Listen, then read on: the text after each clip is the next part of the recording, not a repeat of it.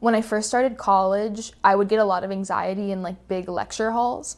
And I would always, try to sit by the door and like do things like that to make sure I could get out if I wanted to. But also like I wanted to listen to the lecture, and it didn't feel fair, because I was having anxiety or feeling intense emotion, that I would have to remove myself.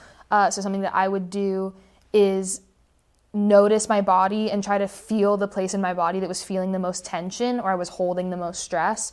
And for me, a lot of the times that's in my stomach.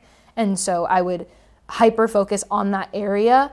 Excuse me. I would focus on that area and then try to like breathe into that place and put all my breath and all my awareness there. And that would kind of start to help me melt the tension, and then also feel more grounded in the present moment, and feel grounded in my body, because I was focusing on what I was feeling and being aware of my body, as opposed to being in my head or dissociating or something like that. Through the lectures, I would find myself getting anxious again, or losing my focus. I would have to keep bringing my attention back to the spot where I was feeling the tension and continue breathing into it, because it is easy to get distracted, but coming back to it was helpful.